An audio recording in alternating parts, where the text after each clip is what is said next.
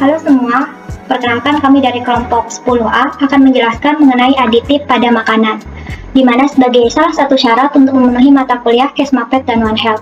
Kelompok 10A terdiri dari saya sendiri, Indah Ihsan Hayuni dengan NIM 19025, kemudian ada Mesanti Harliana dengan NIM 19027, dan terakhir ada Ahmad Muaz Muhammad dengan NIM 19028. Baik, untuk mengefisiensikan waktu, langsung saja, next. Yang pertama adalah pengertian dari aditif pada makanan. Menurut Peraturan Menteri Kesehatan RI nomor 319/Menkes/Per/12/76, yang dimaksud dengan aditif makanan adalah bahan yang ditambahkan dan dicampurkan sewaktu mengolah makanan untuk meningkatkan mutu. Di mana pada umumnya termasuk dalam aditif makanan sendiri adalah pewarna, penyedap rasa dan aroma, kemudian ada pemantap, antioksidan, pengawet, pengemulsi, anti gumpal, pemucat, dan pengental. Pada umumnya aditif dibagi menjadi dua, yaitu yang pertama adalah aditif yang disengaja dan yang kedua aditif yang tidak disengaja. Aditif yang sengaja adalah aditif yang diberikan dengan sengaja dengan maksud dan untuk tujuan tertentu. Misalnya adalah untuk meningkatkan konsistensi, nilai gizi, cita rasa, mengendalikan keasaman atau kebasaan suatu makanan, memantapkan bentuk dan rupa, dan lain sebagainya. Lalu untuk aditif yang tidak sengaja, itu adalah aditif yang terdapat dalam bahan makanan yang jumlahnya sedikit, di mana itu merupakan hasil dari pengolahan. Berdasarkan dari asalnya, aditif itu dapat bersumber dari yang ilmiah seperti lecitin, asam sitrat, dan lain sebagainya. Selain yang alamiah tadi, ada juga aditif yang dibuat secara sintetis dari bahan kimia yang mempunyai sifat dan struktur yang mirip dengan yang alamiah, baik itu dari susunan kimia maupun sifat metabolismenya. Contohnya itu adalah beta-karoten, asam askorbat, dan lain sebagainya. Pada umumnya yang sintetik ini itu memiliki beberapa kelebihan seperti lebih pekat, lebih stabil, dan lebih murah. Namun terdapat juga beberapa kekurangan, di mana apabila terjadi kesalahan dalam pengolahan itu dapat menimbulkan sifat karsinogenik atau memicu kanker baik itu pada hewan maupun manusia. Next. Zat aditif yang sering digunakan pada makanan itu ada zat pengikat logam, zat penjernih larutan, kemudian zat anti kerak, zat pemucat, zat pemantap, zat pengasam, zat pemanis sintetik, zat pengembang adonan, dan zat pengawet. Next.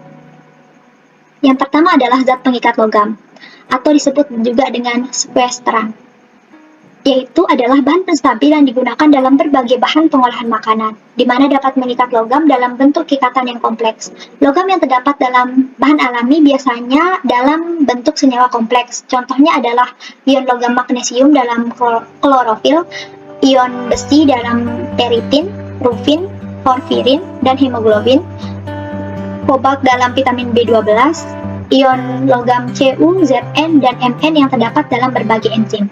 Lalu senyawa organik contohnya ada asam sitrat dan hepta, dan senyawa anorganik itu ada polifosfat. Next. Selanjutnya, dalam penggunaan sequestran sebagai sinergik antioksidan harus diperhatikan kelarutannya, karena sequestran dapat menghambat proses oksidasi. Sequestran polifosfat dan hepta itu digunakan dalam pengolahan ikan kalengan, di mana tujuannya adalah untuk mencegah terbentuknya kristal MgNH2PO4 6H2O yang menyerupai kristal gelas selama masa penyimpanan. Sequestran asam dan fosfat itu digunakan dalam minuman sebagai asidulan atau pengasam untuk mengikat logam yang dapat mengkatalisis oksidasi komponen cita rasa atau terpana dan warna. Next. Penjelasan selanjutnya akan dijelaskan oleh teman saya. Selanjutnya yaitu zat anti kerak. Zat anti kerak biasanya ditambah pada bahan berbentuk tepung atau butiran yang bersifat higroskopik untuk mempertahankan sifat butirannya. Zat anti kerak akan melapisi partikel bahan dan menyerap air yang berlebihan atau membentuk campuran senyawa yang tak dapat larut.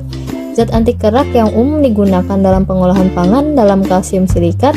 Kalsium silikat dengan konsentrasi 5% digunakan untuk mencegah pergerakan kue soda dan mencegah pergerakan garam meja pada konsentrasi 2%. Selain itu, kalsium silikat sering dipakai dalam campuran tepung maupun rempah-rempah yang mengandung minyak atsiri.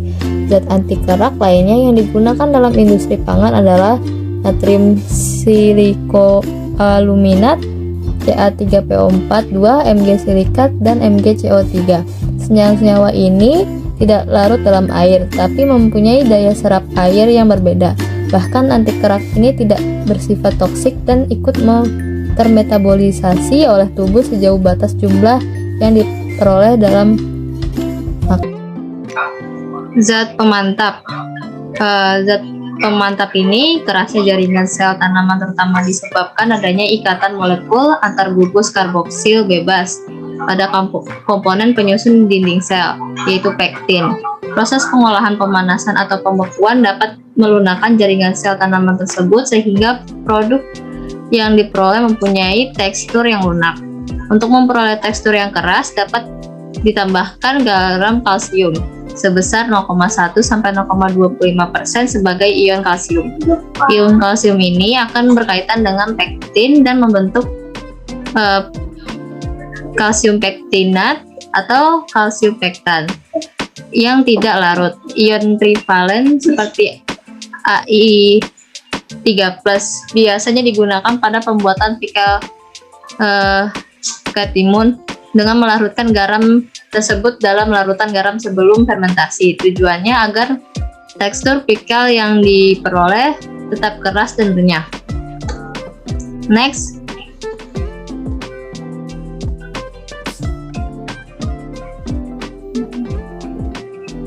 zat pemanis sintetik. Zat pemanis sintetik merupakan zat yang dapat menimbulkan rasa manis atau dapat membantu mempertajam penerimaan terhadap rasa manis tersebut.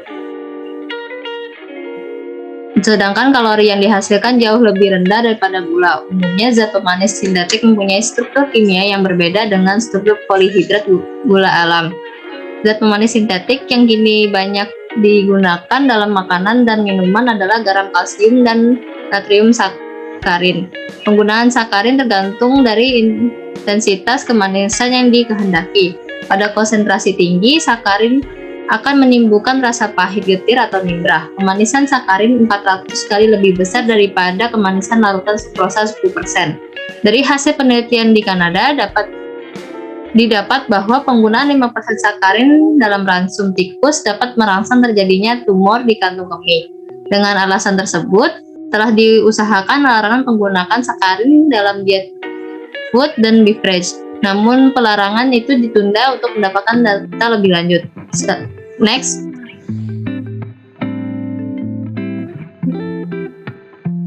Selanjutnya yaitu zat jernih larutan.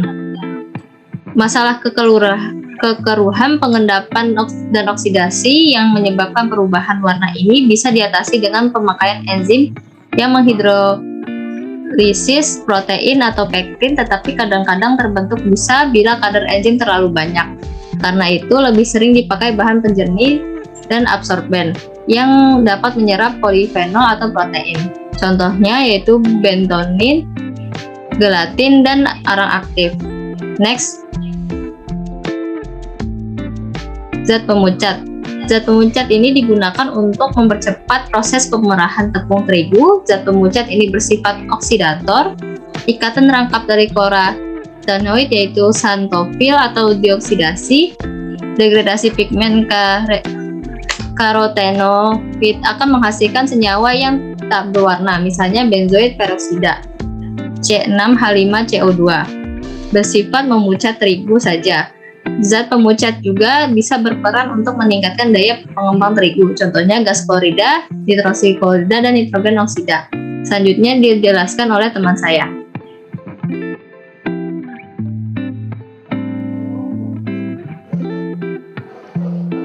Kemudian zat asidulan. Zat asidulan adalah zat pengatur keasaman yang berfungsi untuk mengasamkan, menetralkan, dan mempertahankan derajat keasaman bahan makanan yang diolah serta sebagai penegas rasa, warna, dan pengawet.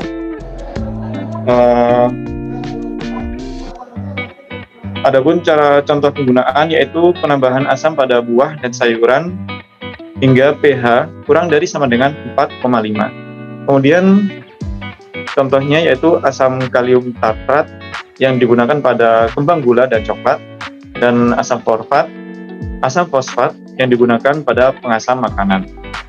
Next. Kemudian zat pengembang adonan. Zat pengembang adonan ini memanfaatkan senyawa pembentuk gas karbon dioksida yang terperangkap di dalam adonan. Gas karbon dioksida terbentuk dari reaksi natrium bikarbonat di dalam air. Ada juga asam yang berperan sebagai bahan pengembang. Kelarutannya mempengaruhi kecepatan pelepasan gas karbon dioksida. Contohnya yaitu soda kue. Soda kue terdapat dua jenis, yaitu aktif cepat dan aktif lambat. Soda kue aktif cepat yaitu asam tartrat ditambah dengan garam asam katartrat, di mana mudah larut dalam air dingin, kemudian kecepatan pelepasan karbon dioksidanya yang cepat. Kemudian soda kue aktif lambat yaitu kalsium hidrogen fosfat dan natrium aluminium sulfat yang tidak larut dalam dingin dan kecepatan pelepasan karbon dioksidanya lambat. Next. Kemudian zat pengawet yang berfungsi untuk mengawetkan bahan pakan. Contoh jenisnya ada dua, yaitu pengawet organik dan pengawet anorganik. Contoh dari pengawet organik adalah asam sorbat, asam propionat, asam benzoat, dan cuka. Pengawet anorganik yaitu etilen oksida dan propilen oksida. Next. Kemudian sulfaktan. Sulfaktan adalah senyawa kimia yang dapat menurunkan tegangan permukaan. Senyawa ini juga berfungsi untuk menurunkan tegangan antar muka antara dua cairan, yaitu antara gas dan cairan atau antara cairan dan zat padat. Sulfaktan dapat bertindak sebagai pengental, yaitu meningkatkan viskositas cairan dengan membentuk emulsi. Kemudian bertindak sebagai pembasah pada bahan yang memiliki lapisan lilin, yaitu dengan mengikat lemak dan air pada struktur berkapiler, adalah menurunkan tegangan permukaan. Pada tepung, menurunkan tegangan permukaan. Sekian presentasi yang dapat kelompok kami sampaikan. Terima kasih. Om Swastiastu. Wassalamualaikum warahmatullahi wabarakatuh.